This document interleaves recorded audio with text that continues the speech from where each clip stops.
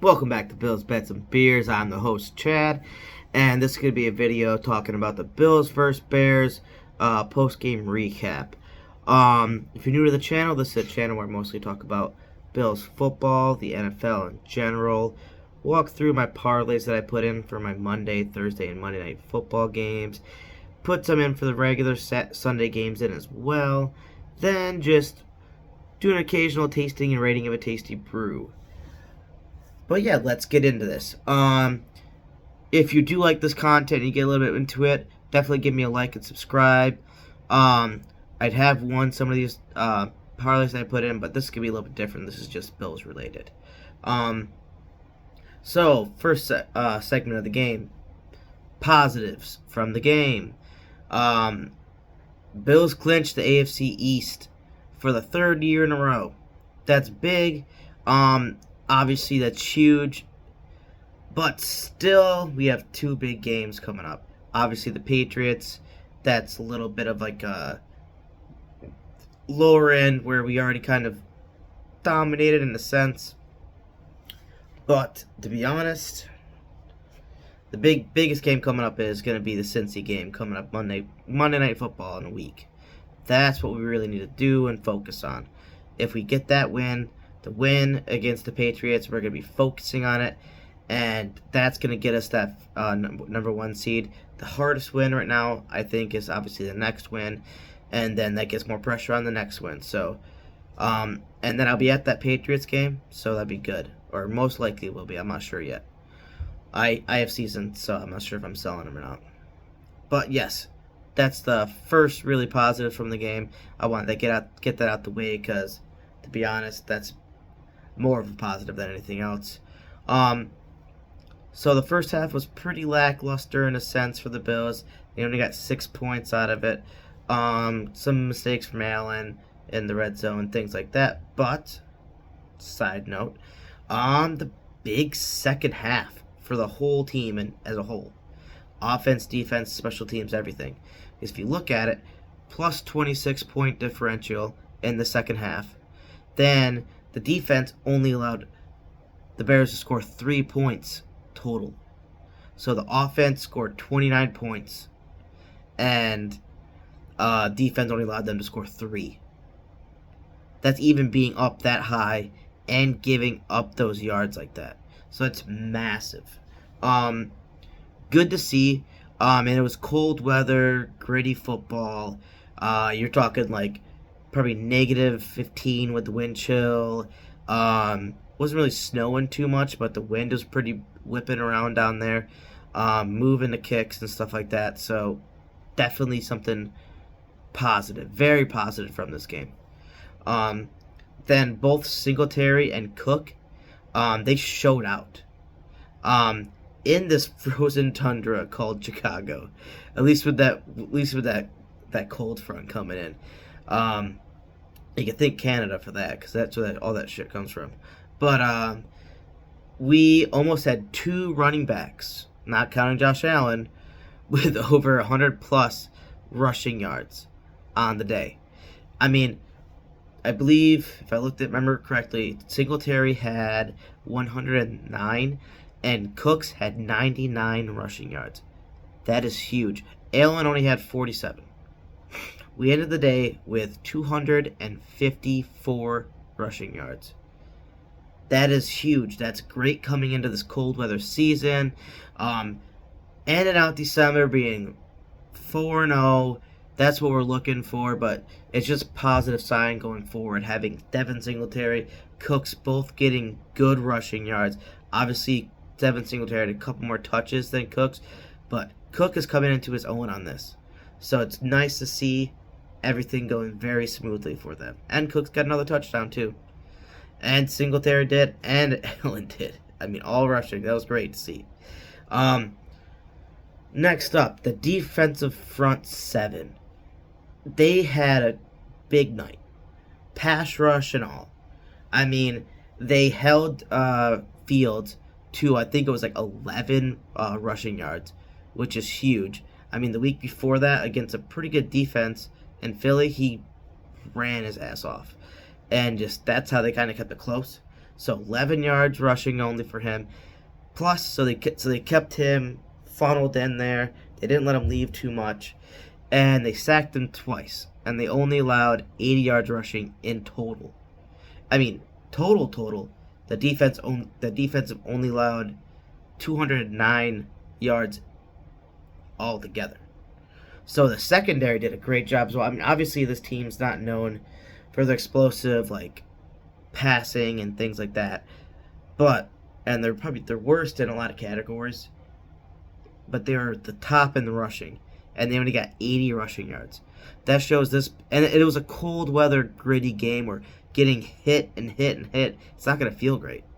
So that's good to see from the Bills defense. That's a very positive sign, especially coming into saying we want Buffalo to have the number 1 seed, have everyone go through us.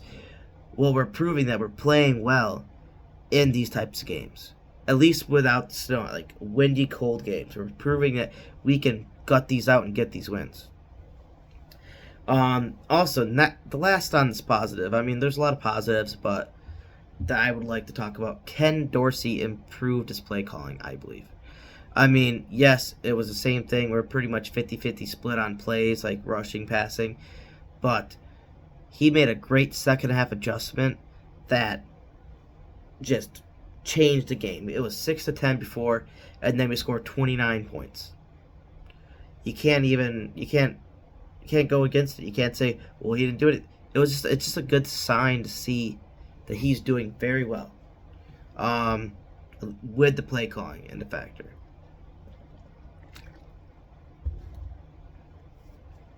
Next up, negatives from the game. Penalties. We had 9 for 72 yards. That's uncalled for. I mean, and there was a lot of offensive holding calls. And I believe there's a lot of, if I remember correctly, there's two penalties when it came to kick returns on or kick or punt returns when it came to holdings. So that killed us a little bit there as well. But you cannot have 9 penalties for 72 yards in a game. If we do that against a really good team and it's a close game, that's what's going to be the difference. Getting those holding penalties, going back 1st and 20, or a 3rd and 20 instead of a 3rd and 10, or a 3rd and 16 instead of a 3rd and 6. That's going to kill us. We cannot have those. Next, Allen was a little reckless with the ball in the red zone again. Yes, that pass initially probably looked great, and he threw it just not expecting the guy to go there. But why even risk giving McKenzie a 50-50 ball like that, where even if that other guy wasn't there, it still would have been a sketchy play? You're already down in that zone. I think it was a 2nd down when that happened. So you don't have to force anything. Just do a little dump off or try to run up a little bit. I mean, he had a couple plays where he was running and he could have got the 1st down almost running, and he threw the ball, obviously because he thought with that Gabe Davis pass, he thought he could get to Gabe Davis. He thought it might have been a pass interference, and it's just just go with the safe call sometimes. He's been doing great. He had a great game at the end. I mean, he wasn't great completely overall, but I mean, it's a cold weather, windy game. You can't expect him to be throwing 300 plus yards. So he played amazing. Just did a nice little Josh Allen thing where he did more with his legs today than he did bigger plays with his legs, and he had some big plays with his arm too. So it's 50-50. I mean, he did a normal Josh Allen game. He's gonna have some ups and downs. Then you have a rough night for Bass in this windy freezing element. I mean, he missed that field goal and he missed that extra point to begin with. I really wish that Chicago would have missed it, because I had a bet for 6-6, and I would have, I think I would have won $90 or something like that, just because I did a DK squares on that. Oh my god, I'm so upset. I would have won a couple of them with that missed field goal, with a missed extra point and stuff like that, where it would have been perfect for me. I would have hit twice and probably made like $150 just off of those squares. But needless, that's not the point. It's just Bass did have a pretty rough night there. I think he's just so used to the Bill Stadium. He's been able to kick in those windy, snowy games, and obviously he hit 3 out of those 4 extra points. It's just the ones he missed that could have been crucial in certain games. And obviously, when it comes down to games like that in the future, they're going to be a little bit more questionable to put him in there, depending how he looks in pregame, I guess. So I guess he looked pretty decent for him to attempt the field goal, but it wasn't that long of a field goal either. So definitely up in the air at this point. Diggs was silenced. That's very odd and rare. Only had 2 catches on 2 targets. It only ended up being like 26 yards total for him. I mean, the passing catches that he did have, he did a great job. He extended the play in some of them, and one of them he lost maybe 2 yards, maybe, because he ran back and he wasn't able to get back up in.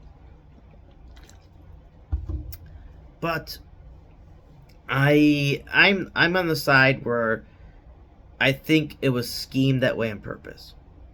Personally, at least I'm hoping that's the case, because I think they wanted to focus more on the running aspect and the ground game, and they know they're going to blanket Diggs, so they knew they're going to have more options in the running game because they spread out enough where they had those lanes more easily opened for the running backs. So to each their own. I don't mind if Stephon Diggs doesn't always have a big day. The leading pass catcher was actually Gabe Davis with 46 yards. I think Knox was right behind him. So, I mean, the ball was spread out massive, which is a good sign. You want the ball to be spread out. You want them guessing. Cole Beasley had a catch. I mean, McKenzie, Shakir, he had that 2-point conversion. I mean, there's a lot of different things going on where it's nice to see things like that happening. That's really it. There's a couple more negatives, but nothing too really bad to harp on. Get into this one of my last segments. Bright side. Allen was clutch when it was absolutely necessary. Whenever it comes down to a thing where he needs to get something done, or it's like a 3rd and long, or like a 3rd and short, things like that, he's able to make decisions to where we get those first downs, to where we get those touchdowns, to where he's able to make plays where it's like no one else can do that besides maybe a handful of people in the NFL. So quarterbacks in the NFL. So it's like he did what he always does. But that's good to see that even later in the season it's going to be more frequent that he's doing it. He's not dropped like that Miami game we could have won with I think it was elbow that might have been hurting him then. It's just that bad pass to McKenzie where we wouldn't have to be worrying about, oh, we can't drop another game and miss that 1 seed. But he's falling back into the role again where he's captain clutch. So it's good to see that. Then the O-line without Mitch Morse only allowed 1 sack. Yes, there was some pressures and stuff on Allen, but in general, 1 sack. There's a lot of there's a couple holding penalties there we would like back. It was just good to only see 1 sack. That's all that matters. He only sacked once, so you don't want the quarterback getting murdered back there. Obviously, the defense isn't the greatest, and the pressure isn't the best. So I'd love to see Mitch Morse back up against this Bengals on Monday Night Football, which I think it's likely, given he didn't play this week, and he's gonna have a whole other 9 days to kind of get ready for this Monday night game. So I think he's gonna be ramping up towards the good side of it, hopefully, giving that valid rest that he needed, and giving a good outing against this Bengals team, because this could be a giant game for us. And then, on the side note in there, I believe there was the 3rd string center came in, the backup for Ryan Bates came in for a little bit there too. I'm not sure how many plays he was in there, but he was definitely there for a little bit. So that's with all that being said, we still only had that. Like I said, only 1 sack allowed. Great. And then pass rush, still wreaking havoc without Miller. That's amazing. I mean, like I said, this offense wasn't the best, but they were known for a good run game. They're first in the league, obviously because Fields runs so much. And we stopped them to 80 yards, kept Fields stuck in his box, and as well got 2 sacks. I mean, that's all you can. That's literally the best outcome you probably could have asked for in that game. But yeah, that's it with that segment. I got some upcoming videos. I'm gonna be doing Bills vs Bengals preview and predictions. I might be having a special guest, and it's gonna be probably running through my StreamYard. I'll be doing a couple tests tomorrow to make sure it's gonna function well and get all my stuff, my prompts and stuff in there. But I want to get my buddy Evan in. He has his channel, Mr. Nasty Time. Definitely go check him out. I'm going to be breaking down what he does in his channel next, and my sponsors. But he's really good and knowledgeable with football. I think it'd be a great video with me and him going kind of a little back and forth with some things. He likes the Bills too, but he obviously going to be rooting for his Bengals more than Bills. So it'd be good. I think it'd be a good back and forth. Probably keep it within an hour or so. Just go through some couple segments and stuff. I'll probably talk to him and see what he would like to bring up, and kind of go from there. Then I'm going to be doing a Thursday Night Football preview and same game parlay as usual. Then a Sunday, Week 17, game predictions and same game parlays. I'm dropping my Sunday Night Football within that realm as well, just so it's one video for like the end of for that part of the week, instead of breaking up into 2 like Sunday games and Sunday Night Football. I'll obviously be doing a Sunday Night Football same game parlay if they come out soon enough for me to drop that. Because this last Sunday, they did not have much for that Sunday Night Football game. I'm not sure if it's because the matchup, but there was just not much there for like putting in a parlay. I think it was just mostly like touchdowns guaranteed and stuff like that. But yeah, that's gonna be it for my upcoming videos. Obviously, I'm gonna have more, but I don't want to drag on too much. Then I got my sponsors. Check out my wife's Instagram account. It's her business page. It's Crochet with Elisha. That's Crochet, WITHELISHA.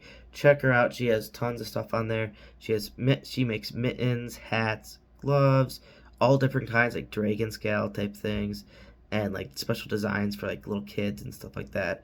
They're really cool. She also has like hats, beanies, bikini tops, bottoms, beer koozies, dolls, any stuffed animal you can think of she can make as long as there's a pattern. And all these things, they like clothing wise, it goes from like infant up to like any size adult. All she needs is some measurements so she knows how many stitches to put per row and how many rows it's gonna need, and that's really it. So she knows how much yarn to get for it. And then if you do send her a DM, she'll respond to you and she'll give you like a price and probably some additional questions, like I said, for like getting some measurements if needed. Then my buddy Evan, like I was talking about earlier, his channel is YouTube channel is Mr._Nasty Time. That's MR_NASTYTYYME. I'll be putting his link in the description below. Definitely check him out. He has tons of stuff. He's been doing a lot of gaming on that channel as of late because he switched from Twitch. He's been doing Warzone 2.0, Modern Warfare 2. He's been streaming his Madden franchise. He breaks down UFC fights as well, like all the cards when it comes to bigger cards. And he also has been doing weekly power rankings and breaking down what happened throughout the week. So definitely something to check out. Great content. The chat's always great. And I'm hoping to get him on the next couple days when I do that Bills vs. Bengals preview. But that's going to be it. Go Bills. AFC East champs. And we're out.